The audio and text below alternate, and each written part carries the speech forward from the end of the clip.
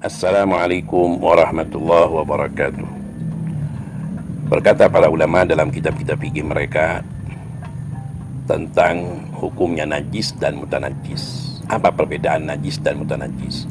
Najis menurut bahasa kita sehari-hari. Kita nyatakan segala sesuatu yang kotor adalah najis dalam bahasa Arabnya. Tanah, ingus, ludah, reak, najis menurut bahasa. Dalam agama diartikan segala sesuatu yang dapat menghalangi sahnya sholat adalah najis. Kalau ludah tidak menghalangi sahnya sholat, ingus, reak, tanah, lumpur tidak menghalangi sahnya sholat, maka menurut agama itu bukan najis, tapi menurut bahasa adalah najis. Yang kita akan bahas kali ini adalah apa perbedaan najis dan mutanajis. Najis adalah sesuatu yang dianggap najis oleh agama dan tidak dapat disucikan dengan cara apapun, kecuali beberapa perkara bisa berubah menjadi suci. Adapun mutanajis adalah benda-benda atau sesuatu yang terkena najis. Asalnya dia suci, lalu terkena najis, maka dia dinamakan sebagai mutanajis, benda suci yang terkena najis. Jadi najis tidak mungkin dapat disucikan kecuali 3 perkara yang akan kita bahas nanti. Adapun mutanajis dapat dirubah menjadi suci dengan cara-cara tertentu. Seperti kalau kita terkena air liur atau keringat anjing dan babi, maka cara mensucikannya dengan 7 kali basuhan, salah satunya dicampur dengan tanah. Dan najis daripada anjing dan babi dinamakan sebagai najis mughalladhah yang berat. Yang kedua adalah najis mukhaffafah, yaitu najis yang berupa air kencing, bukan kotoran besarnya, air kencing anak laki-laki yang belum berumur 2 tahun dan belum makan apa-apa kecuali air susu saja. Maka cara menghilangkannya dengan menciprati air, menyeluruh, merata, dan kadar airnya harus lebih banyak daripada kadar kencing yang ada.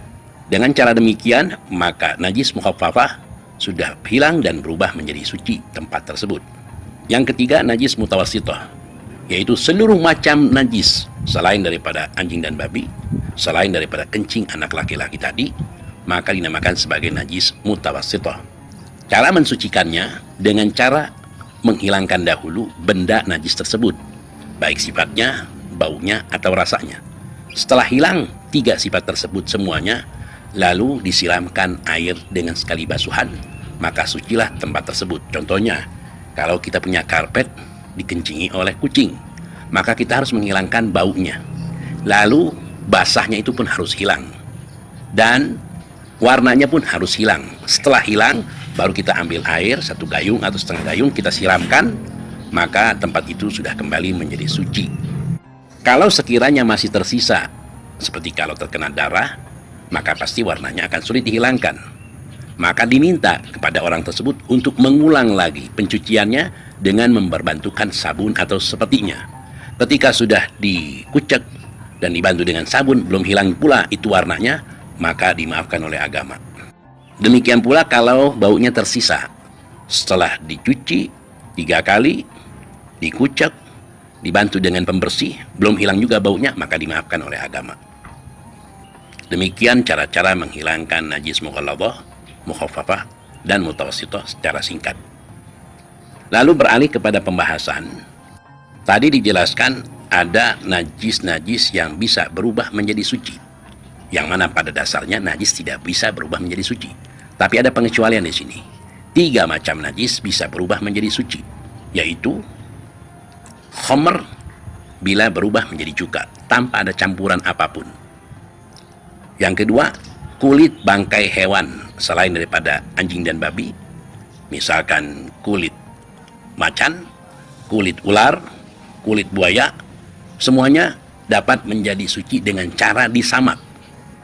Yang ketiganya, bangkai-bangkai atau kotoran-kotoran yang berubah menjadi lalat. Maka lalat itu hukumnya suci. Lalat itu terlahir daripada bangkai atau kotoran yang berubah menjadi lalat, maka lalat itu suci, tidak najis. Jadi ketika kita sholat, ada lalat, beberapa lalat hinggap di badan kita, maka tidak menjadikan sholat kita batal. Kena lalat tersebut hukumnya suci. Bahkan kalau lalat tersebut jatuh ke minuman kita, tidak kemudian minuman kita menjadi najis. Apakah walau itu lalat itu terlahir daripada bangkai anjing dan babi? Ya. Walaupun terlahir daripada bangkai anjing dan babi, tetap hukumnya lalat itu suci. Demikian pembahasan ulama tentang najis bisa berubah menjadi suci, yang mana pada dasarnya najis tidak dapat berubah menjadi suci. Tapi ada pengecualian, 3 perkara tadi bisa berubah menjadi suci. Lalu apa hikmah dibalik pemahaman atau pembahasan para ulama di dalam membahas 3 macam najis ini yang bisa berubah menjadi suci? Yang pertama, khamr. Khamr itu bisa berubah menjadi cuka bila tidak disertai dengan campuran apapun, berubah dengan sendirinya. Maka khamr itu ketika berubah menjadi cuka, cukanya menjadi suci. Ini diumpamakan seperti seorang yang terkena sifat buruk dalam perilakunya, dalam kata-katanya, di mana dia sudah mendarah daging dan sulit untuk dihilangkan atau diobati. Maka obatnya adalah dengan cara menggabungkan atau mengumpulkan orang tersebut dengan orang-orang baik, dengan harapan mayoritas itu bisa membawa perubahan kepada pribadinya. Seperti diceritakan satu orang membunuh 99. Dia ingin tobat kepada Allah Subhanahu wa taala. Ingat, dosa ini dosa pembunuhan, dosa paling besar setelah kesyirikan dan kemurtadan. Dia melakukan pembunuhan 99 orang. Dia mencari orang yang bisa membawa dirinya kembali kepada Allah Subhanahu wa taala. Bertemulah dengan seorang yang ahli ibadah tapi bukan ahli ilmu. Dia tidak memiliki ilmu. Jawabnya orang tersebut, tidak ada tobat bagimu sebab korbanmu terlalu banyak. Maka orang itu yang memang bersifat buruk mengatakan, kalau begitu engkau menjadi pelengkap bilanganku menjadi 100. Dibunuhlah orang tersebut. Lama berlalu, hatinya pun berteriak, itu fitrah manusia. Diciptakan dalam fitrah suci, ingin tetap kembali kepada asalnya, kesucian. Dia mencari lagi orang yang bisa menjawab pertanyaannya, adakah pintu tobat baginya. Lalu dia bertemu dengan orang yang alim, yang mengerti hukum-hukum agama. Dia menjawab, siapa yang melarang engkau bertobat? Pintu taubat terbuka selebar-lebarnya bagimu. Bertobatlah kepada Allah. Tapi aku nasihati, tinggalkan kampung halamanmu yang penuh orang-orang yang tidak baik. Bergabunglah dengan orang-orang yang baik. Niscaya engkau akan lebih mudah merubah dirimu. Maka dia pun berangkat menuju tempat yang diperintahkan oleh ulama tersebut.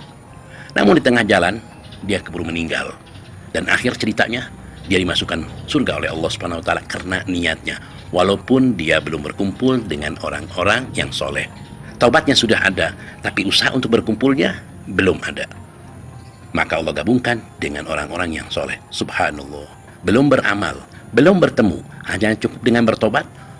Hatinya ingin kembali, ingin bergabung dengan orang soleh, maka digabungkan dengan orang-orang soleh.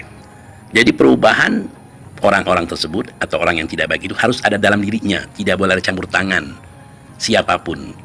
Seperti firman Allah Subhanahu wa taala, "Innallaha la yughayyiru ma biqaumin hatta yughayyiru ma bi anfusihim." Yang tafsirnya, Allah Subhanahu wa taala tidak akan merubah keadaan seorang kaum atau satu kaum atau seorang hamba sampai hamba itu memohon kepada Allah, mencari Allah dan melakukan perubahan pada dirinya. Maka niscaya Allah akan merubahnya. Lalu pembahasan yang kedua, yaitu kulit bangkai hewan bila disamak akan menjadi suci.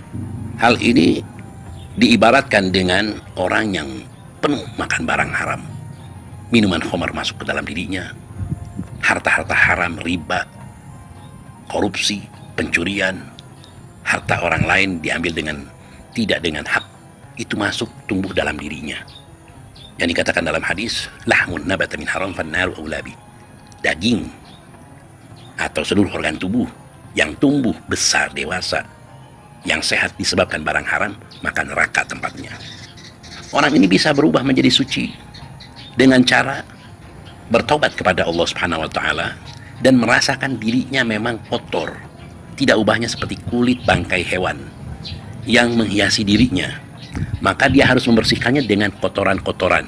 Kalau di dalam pembahasan ulama, dengan kotoran-kotoran atau zat-zat kimia yang bisa menghilangkan lemak-lemak di dalam dirinya, bersih dan hilang. Kalaupun dia kembali kepada kampung halamannya, lingkungannya, tidak akan berubah sifat semula tersebut. Bersih tanpa ada tersisa. Kotoran di sini diibaratkan dia ini orang yang penuh dosa, penuh noda. Harus mengingat dirinya dengan sifat tersebut. Dan harus berusaha menghilangkan sifat-sifat tersebut. Dia harus menganggap dirinya orang yang paling penuh dosa, penuh noda. Apa yang dilakukan daripada amal-amal itu belum bisa menghilangkan racun-racun daripada keharaman yang telah dia makan, telah dia minum, yang dia tumbuh dengannya. Kalau berupa harta, maka dia harus terus bersedekah. Kalau dia berupa makanan, dia terus berpuasa.